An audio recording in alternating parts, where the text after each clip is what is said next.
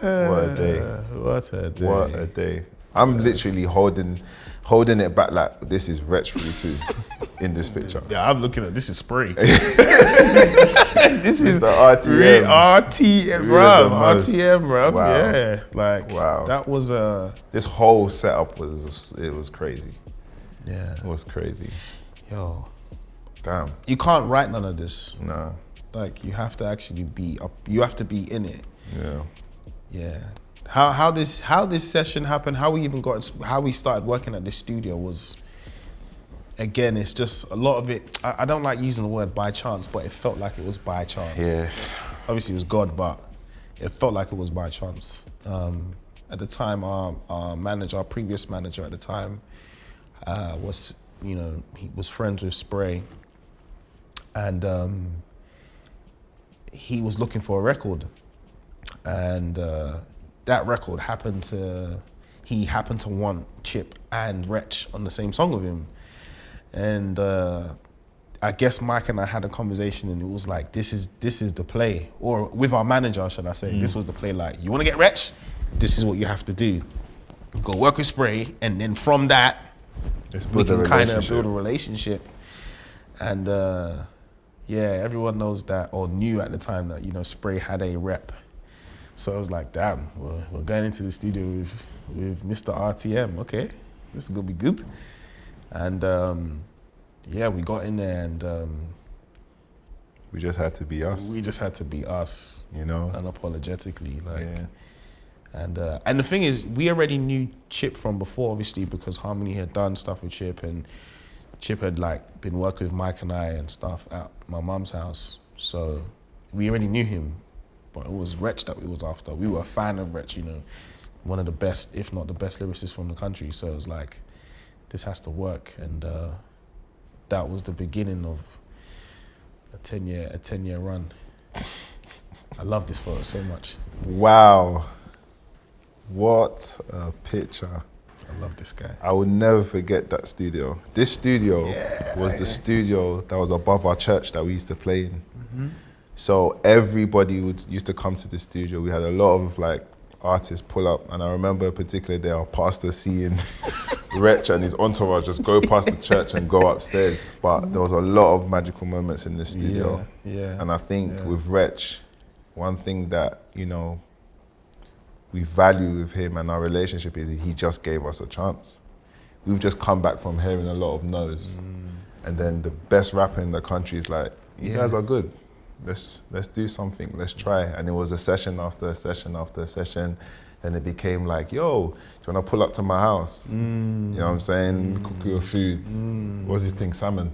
Salmon and sweet corn and mashed potato, young like shrimp. bro. Yeah, okay, young shrimp. Little young shrimp thing. And that crossed over into the music, because now when he comes to the studio, we'll have ideas like, yo, we've got this idea, what do you think? Yo, this is crazy, bam. And he's very fast. Very, very fast. He doesn't write anything down. Doesn't write anything down. Hears the music and it's like, I already know how this makes me feel. And there was a trust that was building, Wow, this picture is crazy. The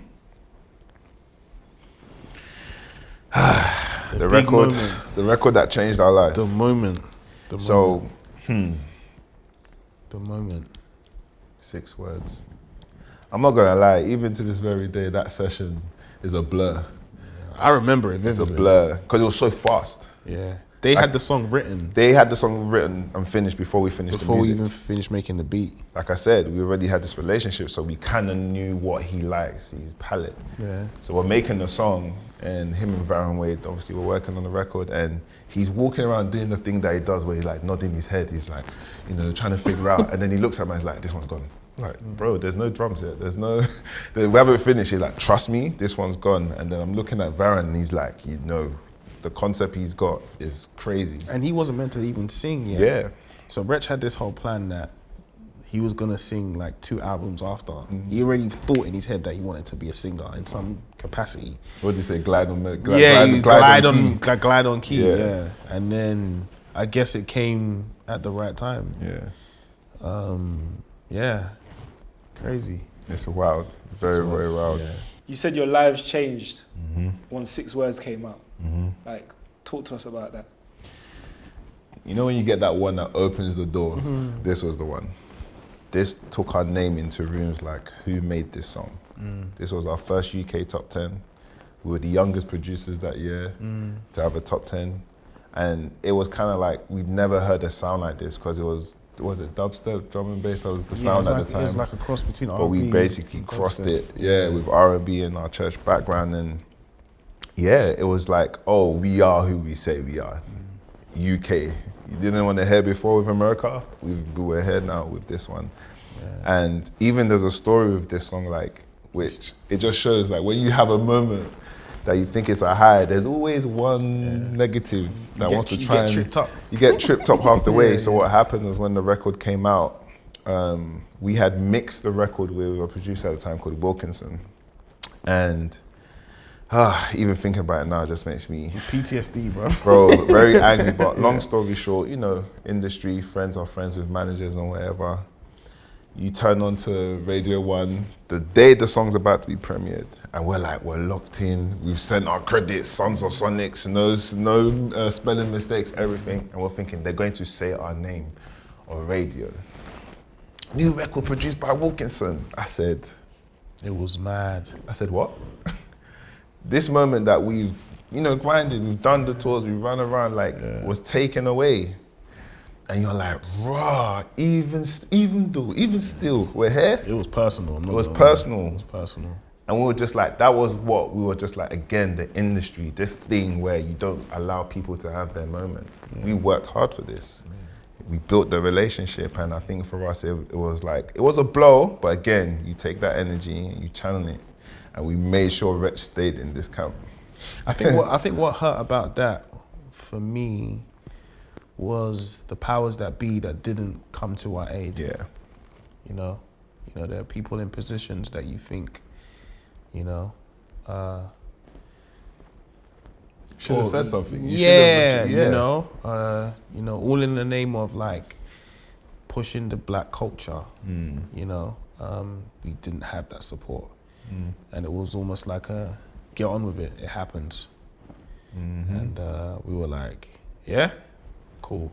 And again, this was just the build-up of the vendetta, the build-up of, we didn't put our foot on your necks hard enough. No problem. Soon come. You see us again. See us again. On many occasions. So what do you mean by, was it a mistake? How did the person just take credit for your song? There are unwritten rules in this industry, right? And I think personally looking back, I understand it because you have to understand, Wretch is coming back with his new single. So you need anything to co-sign that. And at the time, Wilkinson he had a very, very, very big record out at the time. So it's like you are attaching Wilkinson's heat to Wretch's heat to help the single. And we're the new kids on the block. So it was kind of like, yeah, you made it, but we can't say produced by to kind of help this record, which I understand now, but at the time, I didn't understand, bro. It didn't make sense to me. It didn't make sense to me. Yeah. We put in the time, we put in the hours, and, we're young boys from Southeast London, so we kind of, did our thing with the social media them, and, it was a bit, we were angry, bro, but it was a lesson. It was a lesson, and it was just like, channel your emotions, put it in what's important. And that's what we did. Like he said, we decided we're gonna put foot on people's necks. And it just made us go, okay, we've got this opportunity with Wretch, let's see how far this goes. I remember the story of when we were in LA and we thought you'd finished the album. Yeah. Do you remember? Yeah, that story is crazy. So prior to going to LA in 2014, he brought his merchandise, the renowned hats, right? And usually when the artist brings their merchandise or anything like that, it means, thank you very much. We appreciate it. See you later. And he brought his renowned hats, and we're like, oh, okay. So Mike and I were just like, okay, maybe, we've got 1 or 2 songs on his album. That was good for us. We were good with that. And then we go to LA. And then when we're in LA, I'm still seeing him in sessions. I'm like, nah, we weren't whack. There's no way we were that crap. So I've hit man, I'm like, yo, Free, you still working? Or he's like, well, I'm not working with certain people, but I mess with you guys, so it would be good to go back Keep in when you cooking. come back. When you come back, and I'm like, all right, cool, say no more. And then we came back, and then that's actually when 6 Words was made. So originally, prior to 6 Words, we had done like 4 songs, and we thought, one's enough. And then came back and we did 6 Words, and the relationship kind of started building from there. No.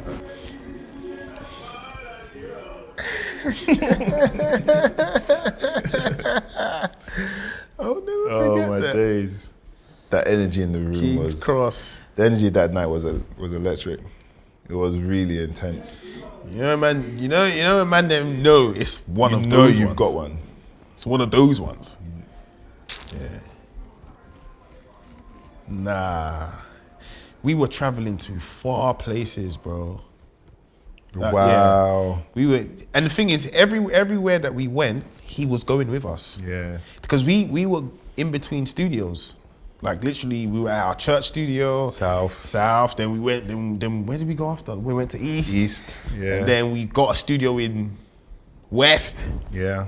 Acton. In Acton. Like we've been around. And Wretch was just following. Everywhere we're going, Wretch was going. Wretch was following. When we went to LA, Wretch came to LA. Like we've done an album or a project anywhere we've been with Wretch. And I think for me, the Grown Over Life album was very special. Yeah.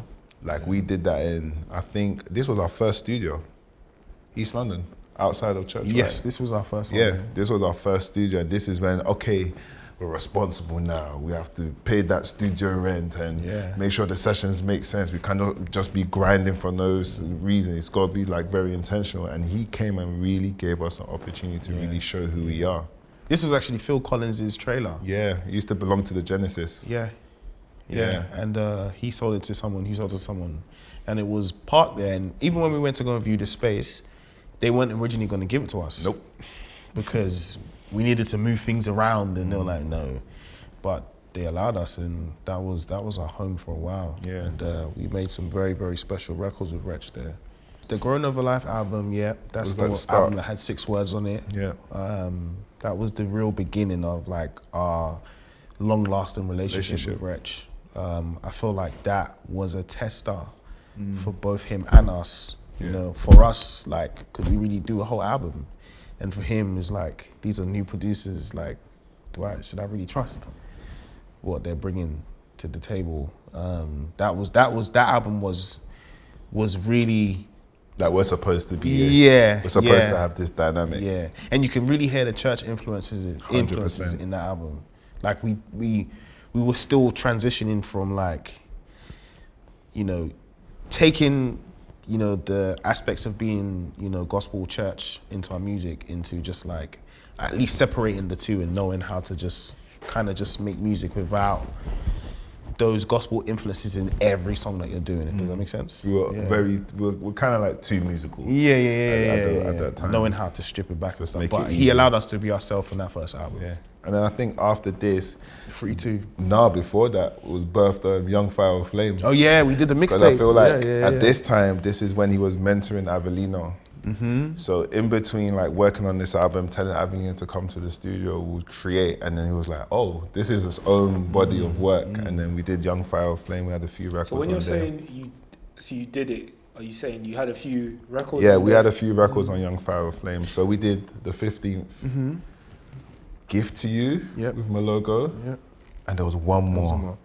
We were basically just even if we weren't doing the whole project, he was always ending up, guys, these are the songs I got from everywhere else, fix it. Yeah. That was always the sentiment. It's just like, all right, I've gone here. I'm going here to end and finish everything, basically. And that's how we were able to get across 3 albums and 2 mixtapes. So after Young Fire of Flame Was Free Too. was Free 2. Yeah. Now Free 2 for me is my favorite. That's his best one. That's my favorite Out of Wretch the 3, album. that's the Out best of the one. 3, that's my favorite because that's when it was like, okay, we know what we do collectively. What can we do now? Like, what ideas can we explore musicality-wise? And like you said, when we were doing the first album, he actually wanted to sing 1 or 2 albums after. So he was like, this album, I'm gonna sing. I'm singing. I'm gonna sing with vocalists. I'm gonna get songwriters. And we actually had 2 major camps for this album, where we had a studio in King's Cross, Playdeep, and there was like 4 rooms, and everybody that was in the UK was coming. Yeah. You had P2J, Yeah. EY, KZ. Malik Berry, KZ, Yeah. and it was a creative hub of just like elite creatives just to make the best music. And he really like trusted us to put this body of work. And there was even times when he was singing, like even when he was singing on Tell Me, it's like you can tell he's like, yeah, I'm that guy. I was like, you are that guy. are that guy, You yeah. are that guy. Been and that guy. Been that guy. And you know, for us to then take all these records that we made in this short space of time, go away to a farm for like 10 days. That was in Brackley? Brackley, yeah. And live. It was used to be owned by Jamiroquai. That's it, yeah. Live there with Wretch, spend time with him, you know, speak about personal things to refine the songs. You then hear it in the in the album. You hear the attention to detail, you hear the care. And the final album, I think, was like his, I don't know, I think he was going through a lot at the time, hence the name Upon Reflection. It was just like, come to LA, because at this time, we were in LA. We had moved to LA. Like, we based in LA now, doing what we're doing, and we were like, bro, can't lie, you need to come out to LA. Can't do nothing for you there. You can't do nothing for you in the UK right now. He was like, LA, dog, bro, hop on that 11-hour flight, come. And he came, and we made Upon Reflection, and I think, yeah, it's one of those relationships that has definitely been a foundation in our success because, like I said earlier, he gave us an opportunity to show who we are. Yeah. I don't know how that motif came to me. I don't know.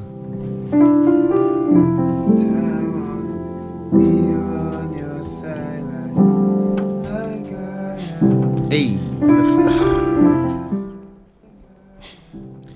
And it's such a sentimental song just because what he was going through to even like get that emotion out was a tough day. Yeah, man.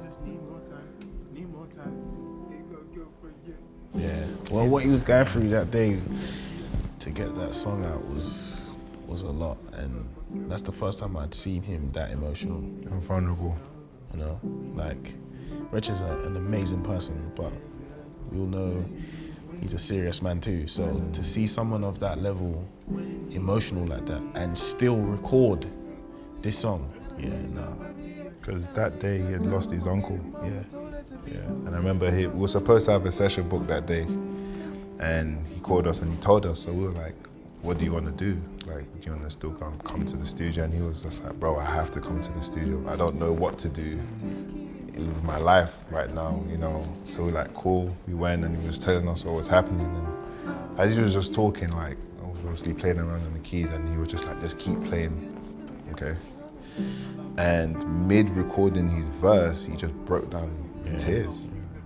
And that was the first time for us. With all the work we've done prior, we've seen him that vulnerable.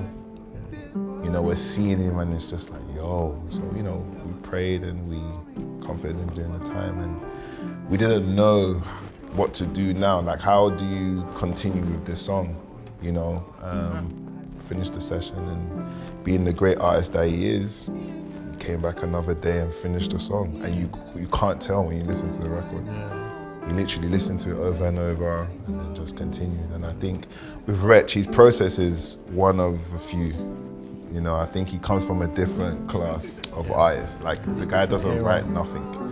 No pen, no phone, just walks around, hears the music, and it's like, it will just take some time for him to figure out what he wants to say and what, you know, where he wants to explore. There's times when we've made the beat and it's on loop, and I'm trying to study him. I'm just like, okay, where are you going? I want to know. I want to learn today how you figured this thing out. And he'll be like, I'm ready. I'm like, bro, it just took you like 20 minutes. Yeah. When did you write all of this? Then he will give you a verse that's like, huh? Where in your head did you store this verse? And he's just the best. We've worked with a lot of rappers. He's the best. But when it comes to rapping, lyrically, execution, everything, bar for bar, he could go with some Americans still. We've played him to some guys in LA, and they cannot believe he's from the UK. He from London? He's from London. You know, and that's a testimony to, you know, his ability, man. Wow.